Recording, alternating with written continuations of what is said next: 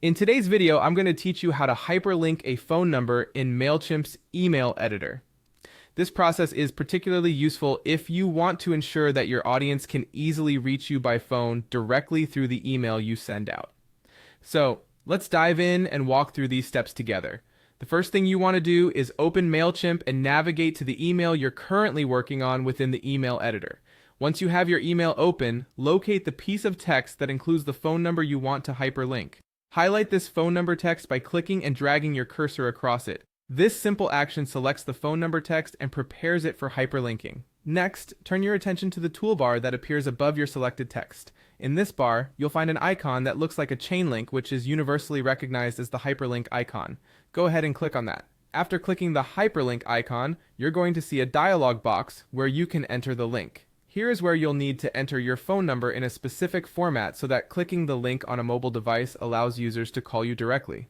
The format you'll need is TEL, followed by your complete phone number, including the country code, but without any spaces, hyphens, or parentheses. For example, if your phone number is plus 123 456 7890, you'll need to enter it as TEL, plus 1234 567 890.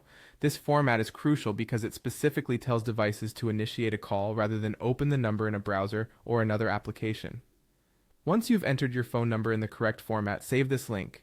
In most cases, you'll find a Save or Insert button within the dialog box that will complete this step for you. After saving the link, it's important to preview your email. In the email editor, there should be an option to preview your email, usually located somewhere at the top or bottom of the editor. Click this option to launch a preview of your email and test the hyperlink functionality on a mobile device. This will ensure that when someone taps your phone number in the email, it will prompt the device to initiate a call, enhancing the user experience and increasing the ease of contacting you. Once you've confirmed the phone number hyperlink is working as intended, you're all set to send or schedule your email campaign. Make sure to review the rest of your email content for any other tweaks or adjustments you might need before sending it out.